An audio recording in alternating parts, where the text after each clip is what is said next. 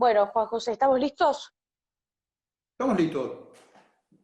Fantástico, arrancamos entonces.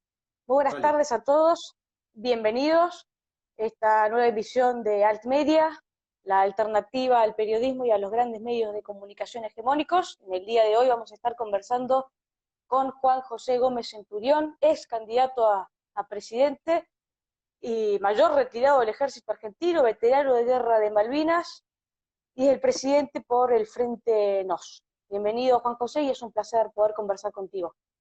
Al contrario, gracias por la invitación, Agustina. Es un placer estar con ustedes hoy. Muchas gracias. Lo primero que quiero preguntarle, Gómez Centurión, es ¿cuándo, cómo y por qué decidió dejar la carrera de las armas y decidió también ingresar en la política? Bueno, en el año 97, yo con el grado de mayor, tomé la decisión de irme del ejército y no entré a la política. En el año 97, entre el año 97 y el año 2012, que yo entro al gobierno de la ciudad de Buenos Aires, fui 14, 15 años ejecutivo de empresa. Y, y descubrí un mundo que no conocía, obviamente, entendí la lógica empresarial, aprendí la lógica económica, la lógica financiera, y me sirvió muchísimo mi formación porque vi el mundo del comercio, vi el mundo de la productividad, vi el mundo de la producción y el mundo de las relaciones laborales, y a mí me enseñó muchísimo, me formó un gran empresario, un gran dueño de empresa, que un día decidió contratarme, el alemán, porque yo era militar y veterano de guerra. Y me dijo, mire, usted no sabe nada, pero yo le voy a enseñar todo, y me formó como ejecutivo. Así que para mí fue una experiencia sumamente gratificante, y yo aprendí toda una dimensión de la patria que no conocía, que era el sector comercial, empresario, productivo. Entonces, poniendo en una balanza, podríamos decir, o quiero saber si haber sido militar le sumó o le restó para la carrera política. No, me sumó absolutamente. Pasar por el ejército Suma ser argentino, militar. Sí. pasar por el ejército argentino siempre suma.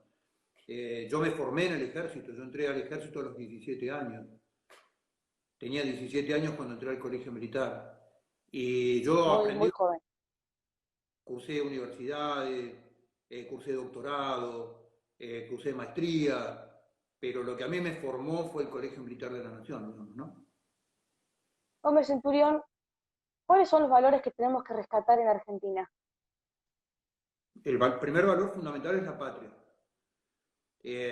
Hace años, décadas, nos alinearon primero al modelo de la socialdemocracia internacional y después Sí, al modelo global, y cancelaron nuestro proyecto de nación. Nos dijeron que estaba bien. prohibido pensar en dimensión a un proyecto de nación con capacidad propia de la toma de decisiones, de definir un interés propio, de tener nuestra propia cultura, de ser coherentes con los valores fundacionales. Y esa cancelación del proyecto de nación es el fracaso de la Argentina, y está. Los fracasos nunca son de naturaleza material, siempre son primero el fracaso de naturaleza moral, que después tiene un correlato, tiene un síntoma, tiene una evidencia en los hechos materiales. Así que el primer valor es la patria. El segundo valor, que obviamente en términos metafísicos está por arriba de la patria, es Dios. Dios está en el preámbulo de la Constitución, en el centro del preámbulo de la Constitución, como fuente única de razón y justicia.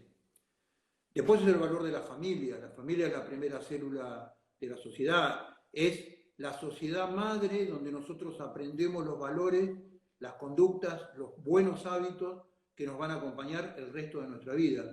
En la familia aprendemos de economía, aprendemos que no se puede gastar más de lo que ingresa, aprendemos a relacionarnos con el prójimo, aprendemos relaciones sociales, aprendemos todos los valores que nos acompañan toda nuestra vida. Y creo que con esos tres valores son los valores fundacionales de la Argentina, porque ahí aprendemos el valor de la libertad, ahí aprendemos el valor del esfuerzo personal. Nuestros padres nos enseñan lo importante y el marco de la familia, nuestros hermanos mayores, los mayores a los menores, la importancia del esfuerzo personal, la importancia de la responsabilidad. Cada uno tiene un rol. ¿no? Y que lo va Siempre cuando cumpliendo. hablamos de libertad, hablamos de responsabilidad, que es sin duda su correlato. Obviamente, no hay libertad sin responsabilidad, no hay derechos sin obligaciones, es un correlato absoluto y este es el marco de la familia. Gómez Centurión, usted mencionó recién como primer valor la patria y dentro del mismo, bueno, el patriotismo y el nacionalismo. Yo quiero saber si para ustedes son conceptos concomitantes, difieren, hay alguna diferencia entre patriotismo y nacionalismo, y si la hay y lo hubiera, ¿cuál es? No, a ver, conceptualmente podríamos hacer un tratado de eso en la historia fundamentalmente del siglo XIX y del siglo XX, pero yo lo que sí creo como valor simple, como valor primario, el amor a la patria es un sistema de amor. Y el nacionalismo a lo mejor es una forma de expresión política, de alguna forma específica de amor por la patria, con foco en el territorio o en determinados valores y demás, pero yo creo más en el nacionalismo a veces tiende también o tiene el correlato en su formulación política de alguna inhibición de alguna otra cultura o algún otro valor de un vecino o del país o en forma territorial. Yo creo que la patria es un sistema de amor a lo propio, digamos, y yo creo profundamente en eso. ¿Cuál es el valor fundamental del Estado para usted, Gómez Centurión? Bueno, el valor fundacional del Estado es el guardián de la continuidad histórica del proyecto de nación. Ese es el rol fundamental y estratégico del Estado. Tiene razón de ser con un tema de seguridad, de continuidad histórica, de asegurar que nuestros tataranietos van a seguir viviendo en el mismo territorio, con los mismos valores, con las mismas leyes, el respeto a las instituciones que hoy están presentes en nuestro modelo de nación. Y me parece a mí que dentro de este rol del Estado, obviamente está la seguridad, está la defensa, están las relaciones exteriores, es el único elemento de una sociedad con capacidad y con la obligación de planificar generacionalmente. El mundo de lo privado no tiene por qué pensar ni planificar ni gestionar recursos en términos generacionales, porque tiene el rol de generar utilidad en determinado tiempo y tiene que ver con eso, digamos, ¿no? O de generar valor en determinado tiempo, y el Estado es el único organismo que es capaz de planificar y pensar en la generación que viene. En la Argentina de hoy, yo hablo con políticos, eh, he discutido este tema con senadores nacionales, con roles importantes en el Senado, muy poca gente distingue la relación y la diferencia entre Estado y gobierno. Estado y gobierno en Argentina ha pasado a ser exactamente la misma cosa. Y el Estado es un organismo estratégico, generacional, proyectado en el tiempo, y el gobierno es la administración transitoria del Estado. Entonces, hoy se habla del Estado cuando se habla del gobierno, y el gobierno no es el Estado, es la administración temporaria del Estado. Por eso los gobiernos tienen organismos que son más Estado que gobierno. ¿Por qué? Porque además están regidos por normas permanentes, por códigos, el código banero, el código penal, el código civil, que son instituciones que tienen una larga trayectoria en el tiempo y casualmente la que tienen es el valor de dar continuidad al proyecto de una nación y al proyecto de una sociedad. Gómez Centurión, usted dijo que fundamentalmente en Argentina el valor de la familia es importante. ¿Cree que es ese valor o esta institución que es la familia más cercana y es la primaria en todo ser humano está siendo sistemáticamente atacada por diversos grupos e instituciones? Sí, claro, claro, porque el proyecto final de este modelo de revolución cultural es el individuo solo. Es el individuo solo, aislado, sin Es el familia, nuevo hombre.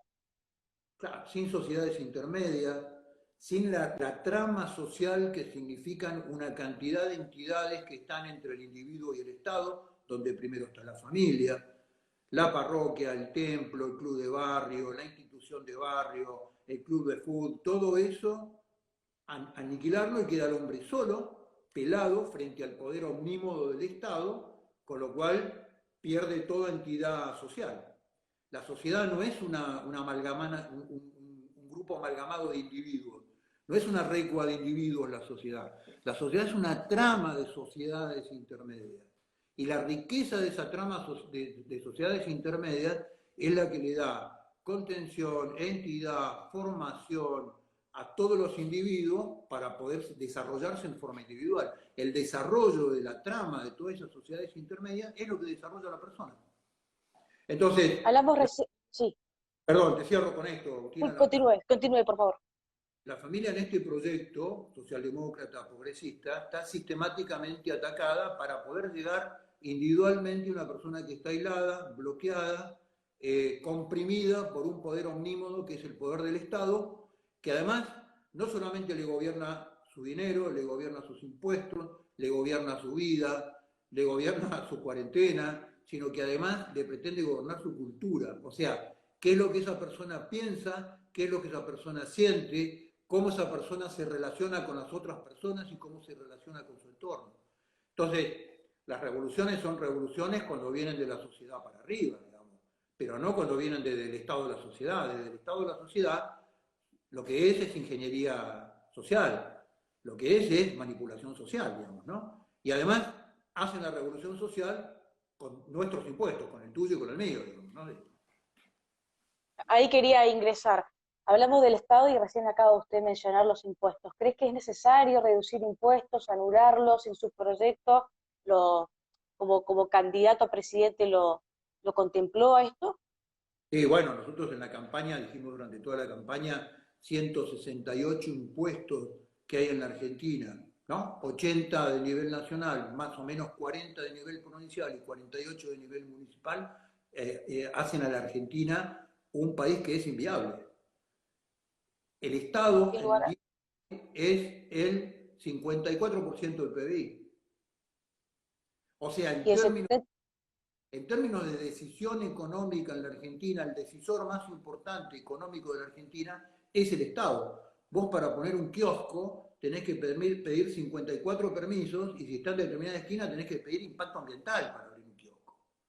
Tenés que pedirle permiso a 54 personas para burócratas para poder hacer un emprendimiento productivo que dé trabajo. Entonces, es como el, el Estado modelo de la Argentina, el Estado que tuvo un diseño de lujo, con gente del primer nivel ocupando esos niveles, con un sistema de educación de lujo que fue modelo en el mundo, con un sistema de salud público de lujo en el mundo, que te proporcionaba hasta el cartero impecable, bicicleta en la puerta a entregarte la carta, autopista, red ferroviaria, puertos, todo ese modelo era el 25-30% del PBI. Y el otro 75-70% del PBI, ¿quién era? La sociedad. Nuestros bisabuelos, nuestros abuelos.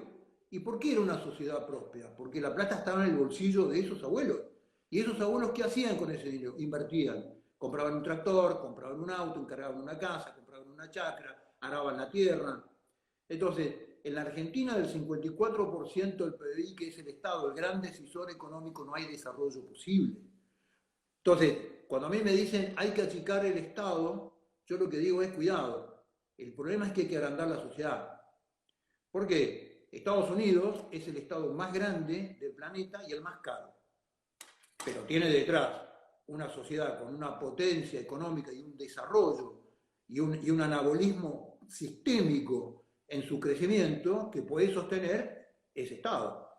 Entonces el Estado se ha ido agrandando en términos de costo en la Argentina y lo que ha ido achicando es la sociedad, primero. Segundo, el Estado argentino está desinvertido en todo su rol estratégico fundamental, que es el rol que lo convoca como Estado. Seguridad, defensa nacional, justicia.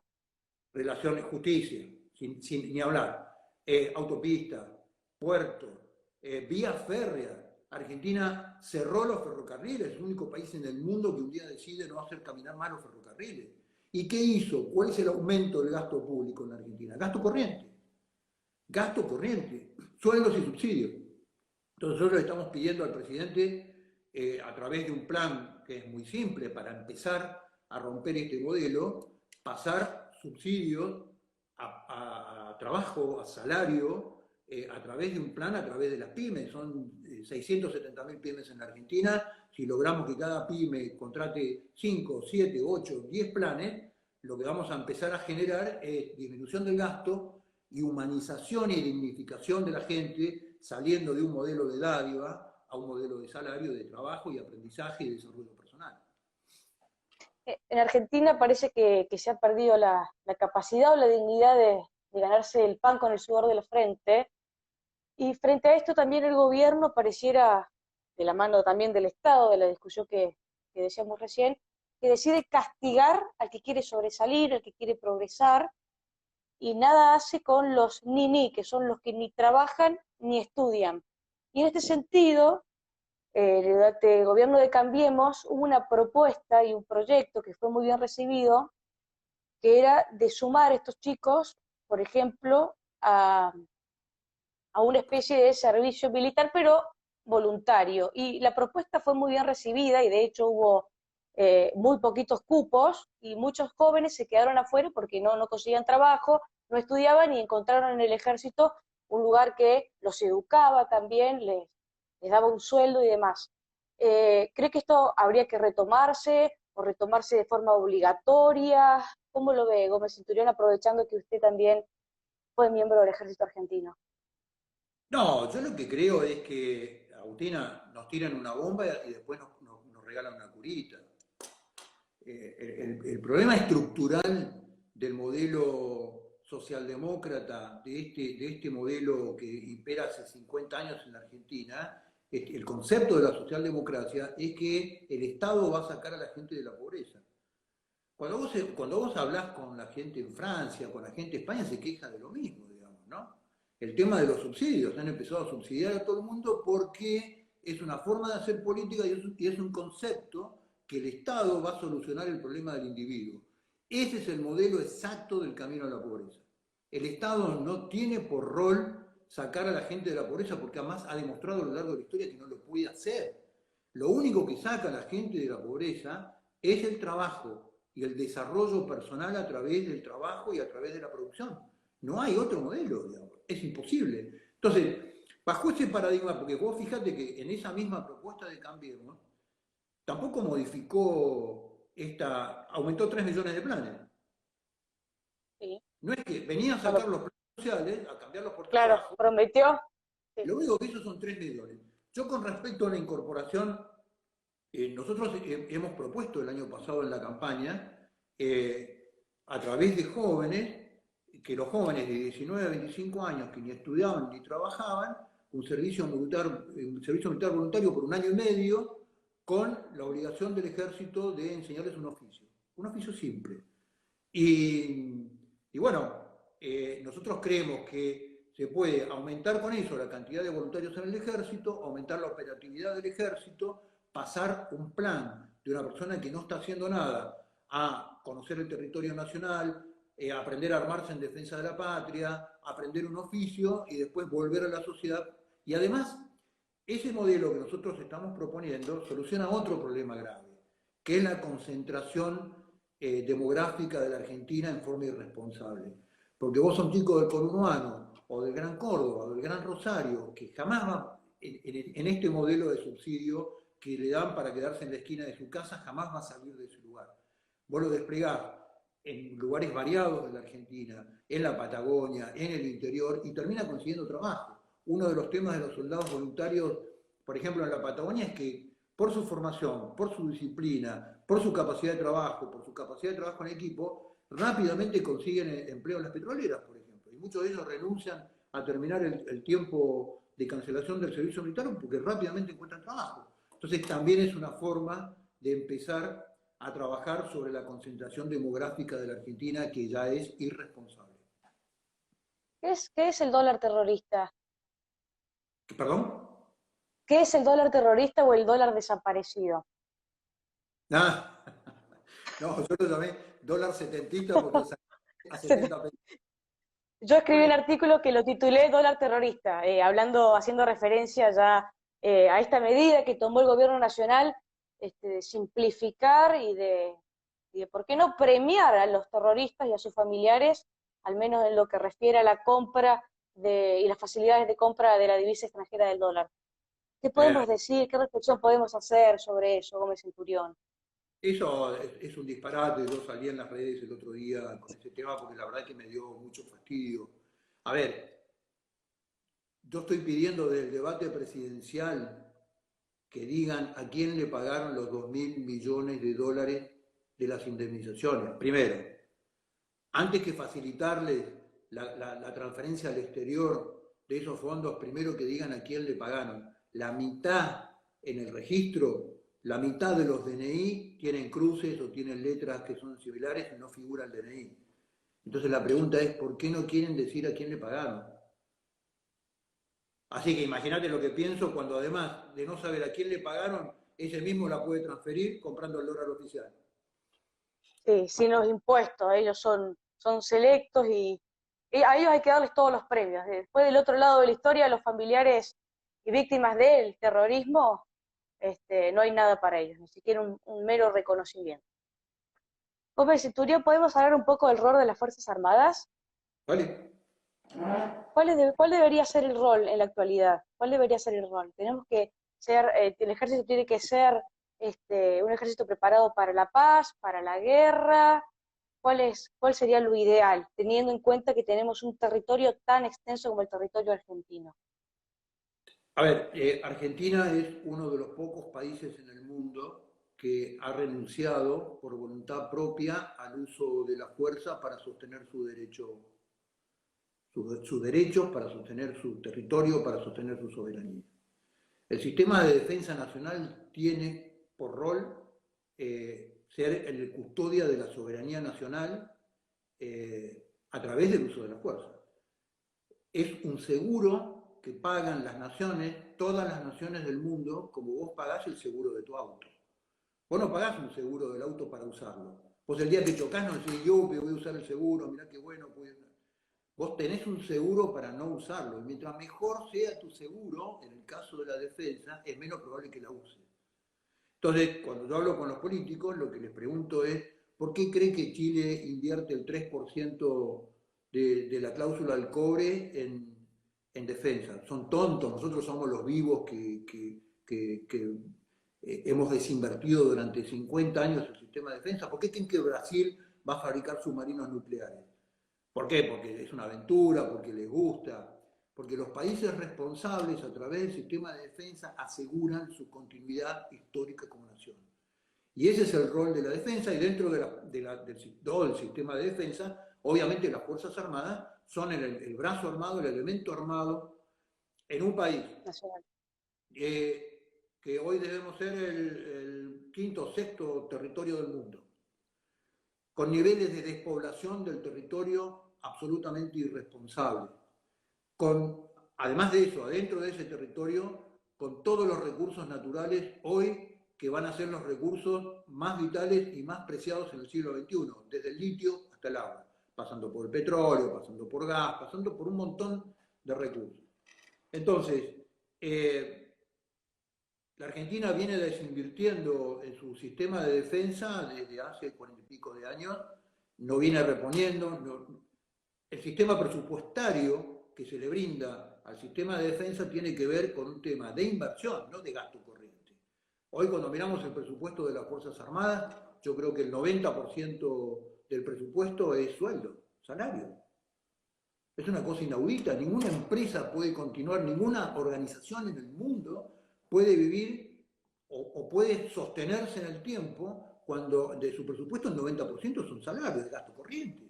Entonces, ¿qué queda para mantenimiento del equipamiento? ¿Qué queda para inversión? Cero.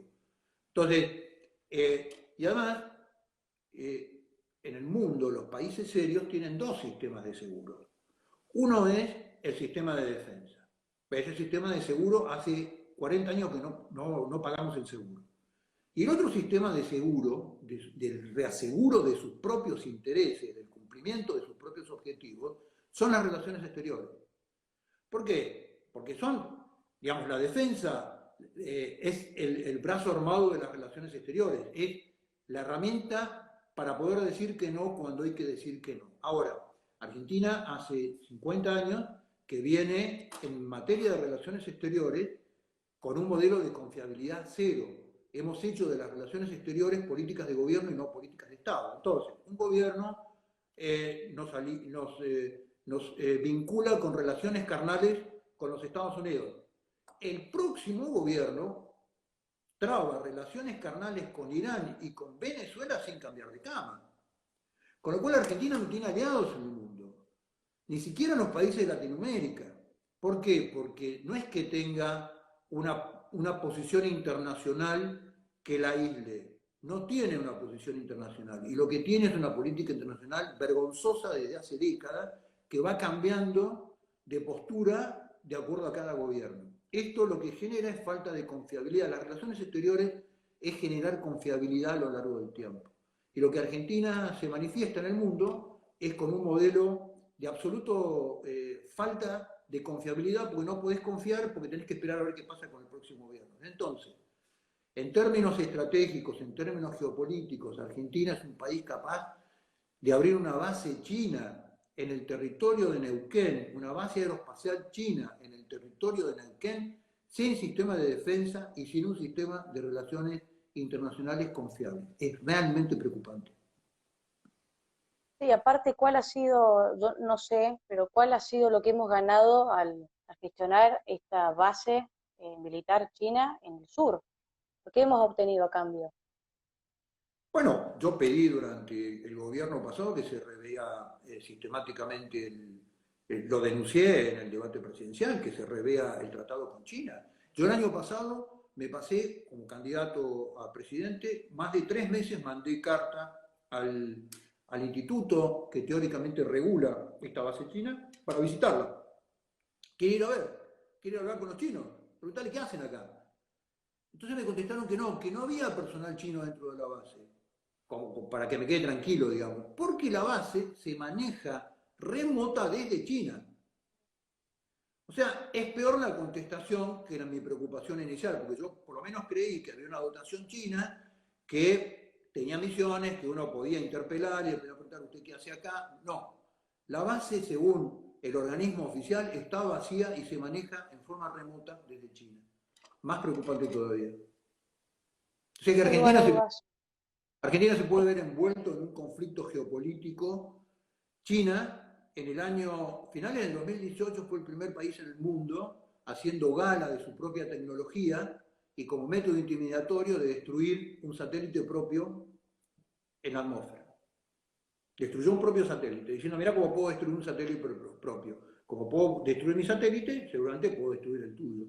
Entonces, Argentina, en el medio de este fárrago tecnológico, un país que no puede manejar tecnológicamente los teléfonos de los habitantes, tenemos una base manejada en forma remota desde China. Bueno, este es el drama geopolítico y el drama en materia de defensa y de relaciones interiores de la Argentina, según mi juicio. Malvinas, ¿usted ha visto las series que han hecho en Argentina o las películas o ya no las ve más? Por ejemplo, Combatientes, Iluminados por el Fuego, o vio una y después ya vio que era todo un revisionismo histórico y decidió no volver a verlas, está de acuerdo, no le gustan. ¿Cómo se siente un veterano de guerra de Malvinas al ver ficción? En general, he visto algunas películas de Malvinas, cartas de Malvinas, alguna otra, pero en general cuando ven una película donde el guión lo escribió, ¿cómo se llama este chico? Esteban, no la veo, digamos, como no veo, trato de elegir las películas que veo y hay películas que no veo. Esas películas sé que no son una película sobre Malvinas, sino son un guión desmalvinizante, está escrito, es una pieza de acción psicológica desmalvinizante, con lo cual lo que hago es no verla. Iluminados por el Fuego, el otro día hablaba con un rey David de Santa Fe y le conté y no lo sabía. Sí, lo conozco, sí, lo Eh, conozco. David Rey. Poca gente lo sabe. El preestreno, la primera vez que se hizo pública la película, ¿cómo se llama? El avant-premiere de la película, Iluminados por el Fuego, se hizo en la Embajada Británica, en Buenos Aires. ¿Qué es el Huelga, proceso de...? Sí, termine, por favor. no, huelga en comentarios, digo, no. ¿Qué es el proceso de desmalvinización y cuándo comenzó? ¿Comenzó cuando llegaron los combatientes al territorio argentino? Claro. La palabra desmalvinizar creo que la inventa el general Nicolaides, comandante en jefe del ejército, que fue el relevo del general Galtieri. Desmalvinizar significaba, porque es un término nuevo, no existía en ese momento, significaba sacar Malvinas de la cabeza del ejército y de la cabeza de los argentinos. Sacar todo lo vinculado a Malvinas, la historia, la guerra y lo demás. Y fue un proceso que empezó en julio de 1982, y que después los gobiernos sucesivos lo tomaron con una fuerza y una capacidad enorme de acción psicológica sobre ese tema, y llevamos mucho tiempo de desmalvinización, y yo siempre digo que intentaron sacar Malvinas de las cabezas de los argentinos y lo instalaron en el corazón de los argentinos. Y hoy Malvinas es creo, en el año, si no hubiera sido así, en el año 94, en la reforma del 94, no hubiera entrado como causa nacional adentro de la reforma del 94. Hoy ya es una obligación para los gobiernos porque está instalada en la Constitución del 94. Y está en el Hablando corazón. de lo... Sí, sí, termine, por favor. Por favor, no, dale. Hablando de los veteranos de guerra de Malvinas, bueno, de hecho usted es uno, el otro día un grupo de personas izó, entre comillas, una bandera, también entre comillas, por no decir trapo, de la diversidad en donde va el pabellón nacional argentino. No solo nos han ido a manifestar y demás, sino que estos veteranos cuando fueron a izar el pabellón nacional argentino, repudiando esta acción, fueron amenazados de muerte. ¿Usted está al tanto de eso? ¿Vio el video? ¿Qué reflexión podemos hacer al respecto? Porque están amenazando a ni más ni menos que a un héroe que estuvo dispuesto a dar la vida por la patria. Bueno, en principio, el lugar del pabellón nacional por ley es único, y la única bandera es la Argentina. Todas las demás son divisas, dividen. La única que une, la única que garantiza la igualdad de derechos, la única que garantiza la dignidad de todos los habitantes de la República Argentina es la celeste y blanca. Ahí, al amparo de esa bandera, a la Argentina vinieron más de 4,5 millones de inmigrantes a refugiarse debajo de esa bandera, buscando trabajo, buscando igualdad ante la ley, buscando dignidad, y eso fue lo que encontraron. Entonces, todo el que, primero, el funcionario público que permite el arreado del pabellón nacional es un traidor, porque A la está, patria. claro, claramente el funcionario tiene la obligación de izar el pabellón nacional y no permitir ninguna otra divisa, ningún otro símbolo de absolutamente nada. Esté yo de acuerdo o no de acuerdo, eso no tiene nada que ver con la ideología. Obviamente, frente a esta afrenta, frente a este agravio, ¿quiénes reaccionaron primero? Los veteranos de Córdoba. Yo seguí el hecho minuto a minuto, casi. Había algunos veteranos de guerra míos, amigos que combatieron conmigo, que yo los conozco mucho, amigos. Muchos hermanos de la guerra se hicieron presentes ahí, y yo estaba seguro, porque más allá que todos los argentinos queremos nuestra bandera, esos veteranos de guerra vieron mucha gente morir por esa bandera. Y enterraron mucha gente defendiendo esa bandera. Y ellos, en algún momento dado, todos pensamos que esa bandera iba a ser nuestra mortaja. Con lo cual tienen una sensibilidad muy especial y un amor muy especial por esa bandera. Así que yo celebro que lo hayan hecho, me pareció un gesto extraordinario. Les escribí, me puse a disposición de ellos, les puse a disposición asesoramiento jurídico, porque creo que primero es un acto patriótico y después es un acto cívico hacer una cosa de esta entidad. Si los funcionarios se olvidan de rendirles honores a nuestra bandera, es una vergüenza como funcionario, pero está muy bien que un grupo de ciudadanos se lo recuerde. En ese sentido, creo que el intendente Martín Yardora, primero que se equivocó y muy mal, creo que la gente, los cordobeses al menos no se lo vamos a perdonar en su mayoría, porque más allá de las ideologías, como usted dice, es un símbolo nacional, un símbolo patrio que nos representa a todos, y todavía estamos aguardando las disculpas que no creo que lleguen por parte del intendente. Perdón, ¿puedo hacer una Usted acotación? sí, sí, por favor, adelante. Perdón, Agustina. No fue el único, ¿eh? En la ciudad de Salta pintaron las sendas peatonales con La bandera de la diversidad, sí, la bandera de los colorinches. En sí. varios lugares de Argentina, pasó también en Santa Fe, pasó también en Mar del Plata. Entonces, digo, esto no es un error, un gesto progre más de los políticos de la Argentina. No, no, no, no. Estos políticos saben muy bien lo que están haciendo.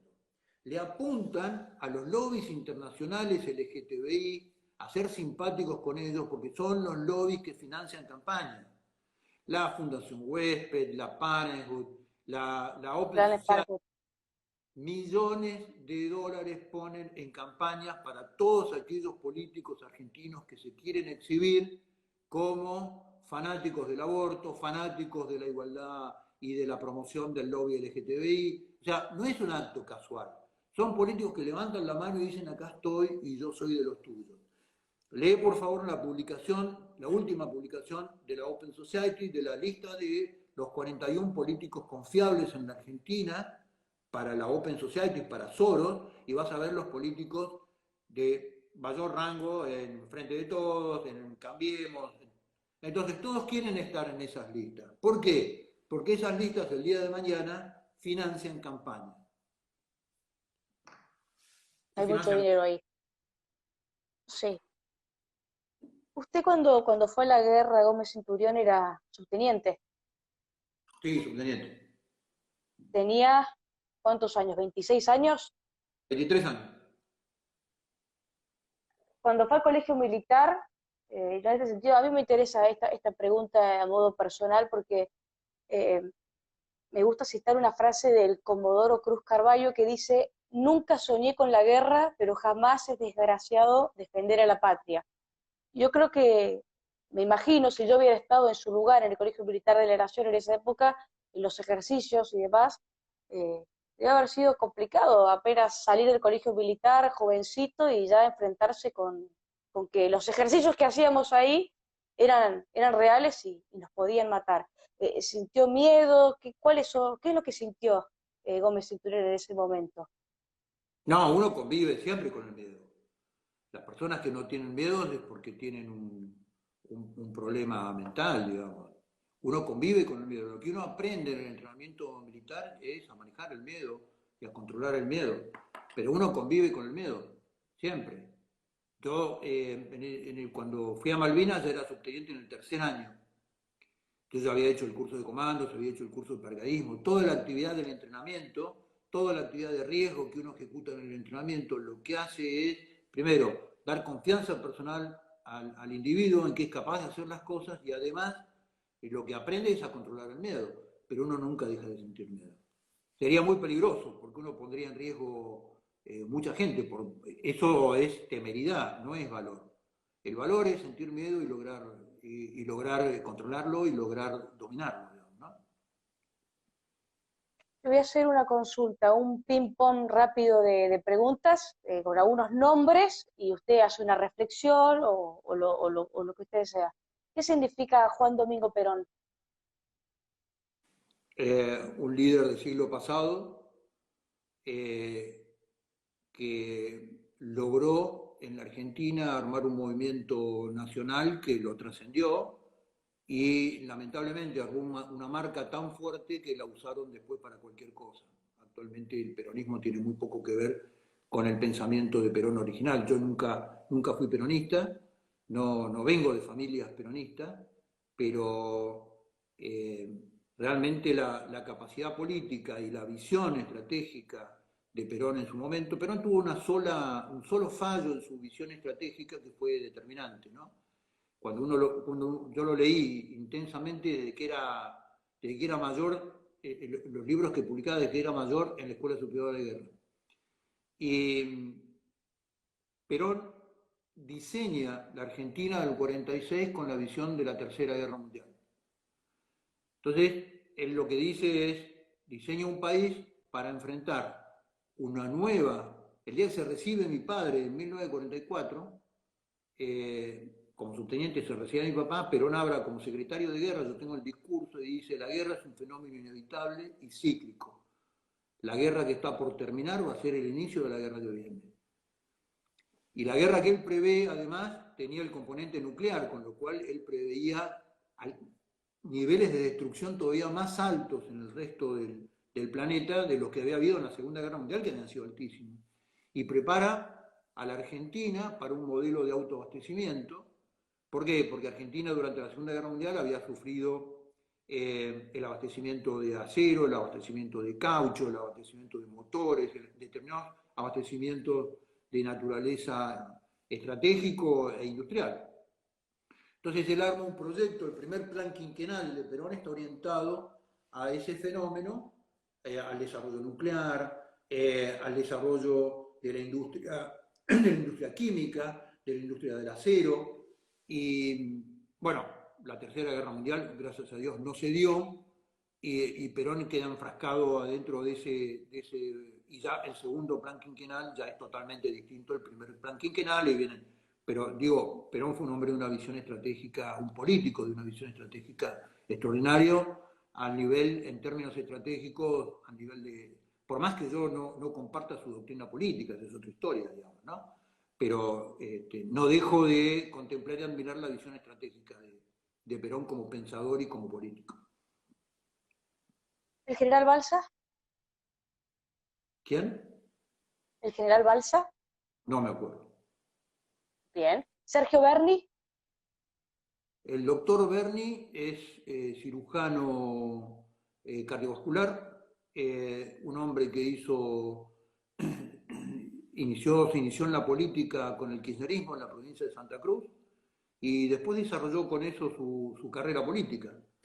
Es un médico que se equivoca cada vez que tiene que describir el fenómeno de los calibres, de las armas, y es un político que hoy en día, para mí, está siendo usado como liebre en contra del presidente de la Nación.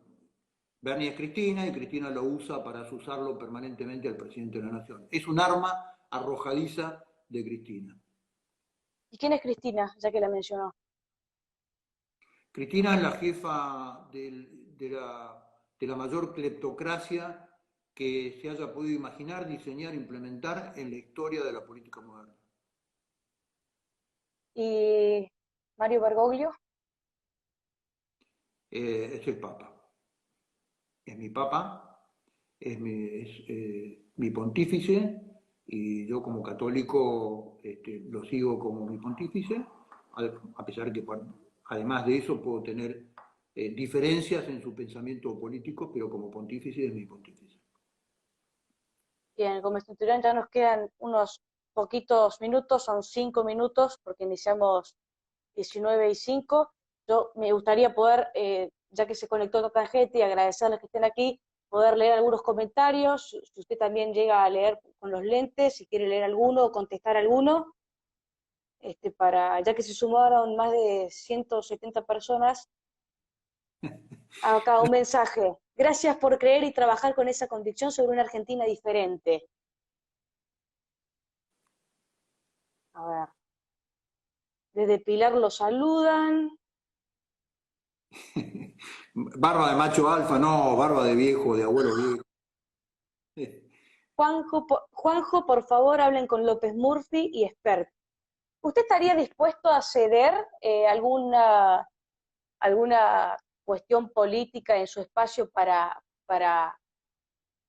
conglomerarse con algún otro político, algún otro espacio también político? No sé, acá mencionan, por ejemplo, López Murphy o Espert. ¿Estaría dispuesto? Yo tengo una relación de amistad y respeto muy profunda con Ricardo López Murphy y hablamos mucho. Sí. Tenemos nuestra diferencia de naturaleza política, pero es un hombre con una cabeza estratégica tremenda, un hombre muy formado, que ha tenido incursiones muy atinadas en las gestiones de gobierno. Hablo mucho con él. Con José Luis Espert, cuando yo arranqué el año pasado, le propuse que fuéramos a las PASO y armáramos un frente con mayor amplitud y mayor densidad y mayor volumen político, a pesar de nuestras diferencias. Yo no comparto la visión de José Luis en materia patriótica, no la comparto en materia del aborto, no la comparto en materia cultural en muchísimos temas. Para él la política es una cuestión de política económica. Yo tengo diferencias, pero creía que podíamos armar entre los dos un espacio político de mayor dimensión. Se lo ofrecí varias veces y no aceptó, no quería. Con lo cual, yo ahora, nuestra estrategia es armar el partido. ¿Por qué? Porque yo creo que hay que darle institucionalidad a la política. No se puede salir a buscar un sello de goma en cada elección, de esa forma no se hace política. ¿Por qué? Porque el partido político que uno funda y que uno integra tiene un compromiso con la gente, tiene un ideario con el cual uno tiene que hacerse responsable y guardián de eso, y lo que tiene que desarrollar y promover es eso. En las elecciones, la táctica electoral dirá con quién conviene hacer alianza y con quién no conviene hacer alianza. Pero es un fenómeno de táctica electoral. Nuestra estrategia es institucional y es armar un partido con una identidad muy fuerte y con la identidad de partido capaz de dar la batalla cultural que la Argentina necesita. Y después, electoralmente, esperamos encontrar fuerzas afines con las cuales en determinadas provincias, o en determinados lugares, poder aliarnos para dar mayor densidad política y poder armar una estrategia de gobierno o una estrategia parlamentaria. Excelente, estaba leyendo algunos comentarios, acá decía si podía decir algunas palabras de forma cortita, porque ya nos queda poco tiempo, para Rico y Sendelín. Ah, sí, eso te quería decir que lo estaban preguntando ahí los chicos. Sí, Bueno, el coronel Sendeldín fue mi primer jefe de unidad. Él fue el que me terminó de formar como soldado, fue el que me llevó a la guerra, fue mi maestro, un hombre de una trascendencia fenomenal, una capacidad de contagiar patriotismo y religiosidad como pocas personas, un hombre de una convicción que hasta el día de su muerte murió convencido de lo que él profesaba y tiene toda mi admiración y respeto y ha sido mi padre en la vida militar. El teniente coronel Aldo Rico fue mi jefe de curso de comandos, un soldado excepcional, como yo creo haber conocido muy poco.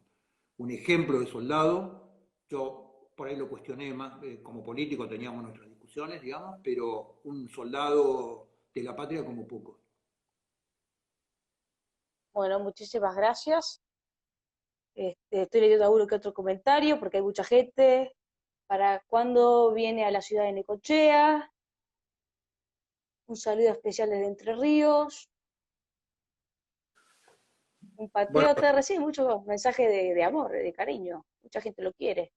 Desde Cipolletti los saludamos, desde Santa Fe, desde Jujuy, un gran abrazo. Gómez Centurión, gracias por estar al frente en el 82, un abrazo enorme. Opinión de Senelín ya la acaba de dar. Viva la patria, un genio Juan José. Y bueno, no queda más que agradecerle a Juan José Gómez Centurión desde mi parte, de forma personal, yo no lo conocía, agradezco muchísimo, y también desde Alt Media, que nos proponemos nosotros ser un medio alternativo, como lo dice el nombre, a los grandes medios hegemónicos de comunicación, y honestamente estamos muy agradecidos por esta entrevista, por este tiempo que nos ha entregado, y por esta tan rica conversación que yo considero y que ha sido más que recibida de forma espectacular, porque estoy viendo la cantidad de comentarios que siguen llegando y la cantidad de gente que se sigue sumando. Así que, no, Mayor Gómez Centurión, muchas gracias. yo les agradezco a ustedes, Agustina, gracias por tu reportaje y los felicito a Almedia porque realmente es un proyecto que hacía falta en la Argentina. Eh, los medios digitales tienen que desarrollarse porque es la única forma de expresión independiente que vamos a encontrar. Vos sabés que los portales de noticias y este tipo de medios, en general, durante toda la década perdida del kirchnerismo, se dedicaron al sicariato digital, ¿no? Muchos de ellos armados por los sistemas de inteligencia, los anotaban en Montevideo, entonces sacan con tu nombre un título que donde está tu nombre con cualquier cosa de tu persona, y ¿qué logran? Que entre las 10 primeras búsquedas del algoritmo de Google. Entonces hacen sicariato digital. Se dedican, por supuesto, desde los intereses de la mafia o de los intereses de la política, se dedican a asesinarte en el portal de búsqueda de Google. Así que bienvenido este medio alternativo, sigan haciendo periodismo alternativo y muchísimas gracias por invitarme con ustedes al día de hoy. Un placer. Muchas gracias. Y la última que yo hago siempre en mis reportajes, un libro que nos quieras recomendar, por favor. Uf, Cualquiera, cualquiera. El orden natural de Saccheri. Lo tengo, excelentísimo, excelentísimo. Ya deberíamos hacer otro video hablando sobre la muerte, sobre el asesinato de Saccheri, sí, lo amerita, por supuesto. El orden Gómez natural. Centurión, sí, el orden natural. Es el sistema de orientar la política, la filosofía del ser de las cosas y no de la ideología. Es eso. Exactamente eso. Muchísimas gracias por el tiempo, muchísimas gracias a todos los que nos han acompañado. Un cariño inmenso para usted, Gómez Centurión, y ha sido un placer enorme y ya no tengo más preguntas, me ha quedado todo absolutamente claro. Creo que también le hemos dado espacio a las personas que han estado detrás de la pantalla, que también es importante en estos medios de comunicación alternativos que demos también espacio para que ellos también se comuniquen y den sus opiniones. Así que muchísimas gracias y ha sido un placer muy, pero muy grande. Gracias. Gracias. Chao. Chao, hasta luego.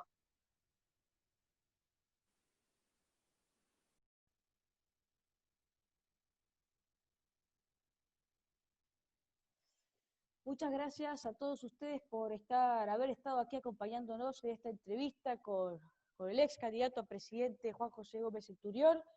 Esta es la idea de Alt Media, hacer periodismo alternativo, una forma también de expresarnos que difiere seguramente de los grandes medios de comunicación hegemónicos, que tampoco nos dan tanto espacio a personalidades como estas. Así que muchísimas gracias a ustedes por haber estado con nosotros y los invitamos a que se sumen a nuestros canales, a nuestras páginas, a que nos conozcan, porque vamos a seguir haciendo entrevistas a distintas personalidades de la política.